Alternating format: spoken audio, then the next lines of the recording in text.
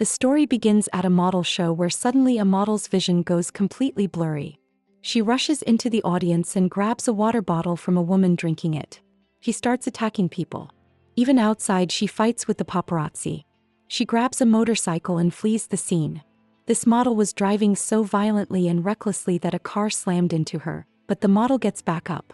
She bursts into a nearby restaurant and starts guzzling the water there. She begins attacking the people inside. She goes into the bathroom and pours toilet water all over her face. Her body temperature had skyrocketed to dangerous levels. Even when a man shoots her, the bullets have no effect. The model runs outside where police have surrounded her. But right in front of them, she explodes. The scene shifts to two FBI officers, Cooper and Jordan, who were spending the night together. But the very next day, they get a new case about the exploded model. They watch clips from the show 2 days earlier. 6 months ago, a similar explosion happened in London. A month after that, the same thing occurred in Berlin, and this is the first time they've been able to connect the dots. Jordan and Cooper are shocked watching these videos. The scene shifts to a young man named Jeremy chatting with a girl in an online chat room. He donates $20 to her, but the girl ends Jeremy's chat to go into a private chat. Tears start streaming down Jeremy's eyes.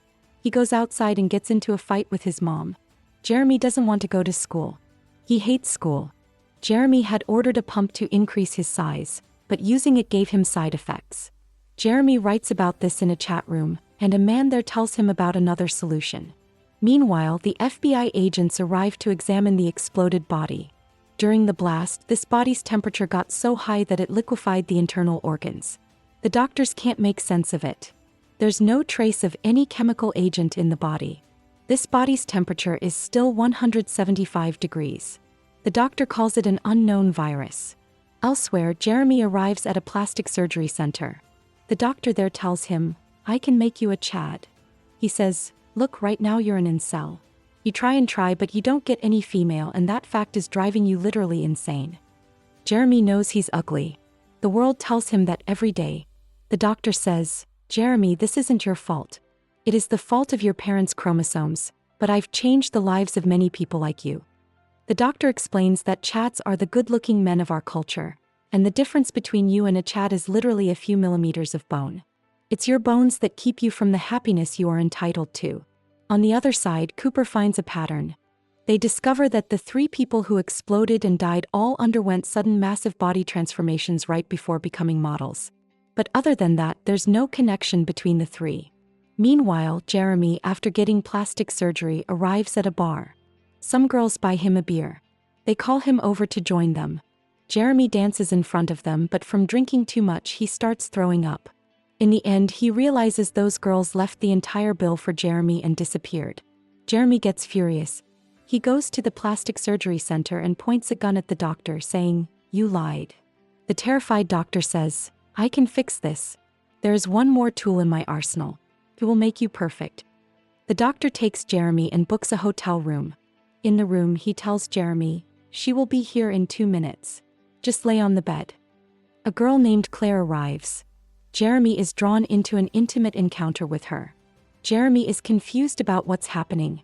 When he wakes up again, Claire has already left. Jeremy is drenched in sweat. His body temperature has gotten extremely high. He can barely walk. He quickly calls reception and orders water, Advil, and a thermometer. He checks and his body temperature has reached 118 degrees. His body suddenly starts convulsing. He's screaming in pain. His bones start pushing through his skin. His teeth start breaking. After some time, Jeremy emerges from a cocoon of flesh. He is completely transformed. Jeremy is now fully fit and extremely handsome.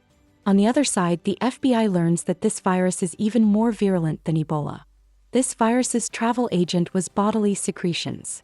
Hundreds, if not thousands, could already be infected. So, Cooper and Jordan now have to go to Venice because a model there has been ritually murdered and she tested positive for the virus. The next day, Cooper and Jordan arrive in Venice. The virus wasn't airborne, but everyone was still maintaining full precautions. And here, the dead body belongs to that same girl, Claire. The killer had completely opened her up. There's also a symbol on the wall.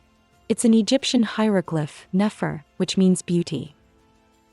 The scene shifts to Rome to a man being watched by an assassin named Antonio. Antonio has been given the command to kill this man because he stole Byron Force's Tier 1 serum and boosters that Byron had reserved for himself. Antonio injects the man and kills him. The FBI agents watch a recent video of the murdered model where she's saying, "Don't do it." They don't know what she's referring to when she says, "Don't do it." Just then, Cooper gets a phone call saying they have to return to New York tomorrow morning because an assistant editor at Vogue combusted in a cafeteria today. Meanwhile, the situation between Cooper and Jordan becomes awkward. Jordan awkwardly says, "You are a good guy, but this needs to stay casual." Cooper's face drops hearing this. Jordan says, "You screw around too." Cooper says, "Yeah, I do." He says, "This job is a pressure cooker and you like to blow off steam. I don't like to hold hands and I certainly don't have time to take long walks on the beach. But I like to get laid so that I can throw myself back into this job with everything that I've got, and I like the fact that you do that too." Cooper believed that everything we do from the minute we hit puberty to the second we die is about this one thing. Jordan says, "Forget it. The world is already on fire." She starts looking at a man sitting in another corner of the restaurant. Cooper leans in to kiss her, but he stops and leaves. As he's leaving, Jordan thanks him for being her best friend. The moment Cooper leaves, that man gets up and walks over to Jordan. Outside, 2 men attack Cooper. Cooper tries to fight back and run, but these men don't stop chasing him. To survive, Cooper has to kill them. On the other side, Jordan arrives at a luxurious room with that man. The two of them spend the night together there, but this man leaves while Jordan is still asleep. After that, Jordan's body temperature starts rising extremely high. The same thing happens to her that happened to Jeremy. He tries to drink water. But the next morning, she too emerges from a cocoon of flesh, completely transformed. The scene shifts to that same cafeteria in New York where 2 people were talking about their beauty. But then that assistant editor, Harper, arrives feeling sick. She too starts drinking water. She becomes extremely violent, attacking everyone while screaming, "Water! Water, water!" She throws a girl to the ground. Then she explodes right in the middle of everyone. Cooper is still in Venice. The police officers there have detained him. They don't believe what Cooper is telling them. Cooper gets angry. Just then, a senior officer arrives and gets him out of there. On the other side, Antonio is praising his knives while getting ready to kill another man. He tells this man, "You didn't obey the rules. You signed an agreement. You were given a sacred gift, but you show your appreciation by infecting others." Just then, he gets a call from Byron saying, "Hurry up. There is a plastic surgeon I need you to go see. He came in contact with the Venetian runner. She contaminated at least one other person we know of." Antonio says, "I need better help. Let me make a call to the old Blackwater crew." But Byron refuses and tells him to just do what he's being told. Antonio finishes off this man and heads toward that doctor. Jordan isn't picking up Cooper's phone. He's worried someone might have attacked her too. But Cooper gets news that the 2 men he killed were both infected and there was a massive amount of blood spilled there, which is why Cooper has been quarantined. Meanwhile, Antonio reaches that plastic surgery clinic. The moment he arrives, he shuts down the cameras there. The doctor is busy disposing of the receptionist's body that Jeremy killed. Antonio says, "Playing around on the internet has turned you into a naughty boy who's met some naughty girl." This doctor had met that girl Claire on the dark web. But Antonio has already killed Claire. The doctor says, "I swear it was only one client." Antonio shoots the doctor in the shoulder. At Antonio's command, the doctor calls Jeremy, who is currently infecting a girl with his virus. The doctor tells him, "You need a second dosage to maintain the effects of the procedure. Tell me where you are. I can come to you." As soon as Jeremy gives them the address, Antonio kills the doctor. While Jeremy is showering, Antonio reaches him. A fight breaks out between them. Antonio says, "I don't see any protection here, meaning you infected that girl too." Antonio asks, "Don't you know about yourself, or didn't you think about how you became this way?"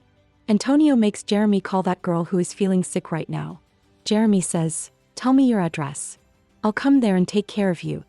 Meanwhile, Cooper gets his blood test done and his result comes back negative. Here, Antonio and Jeremy reach that girl's house. And when she doesn't answer the bell, Antonio opens the lock with one of his devices.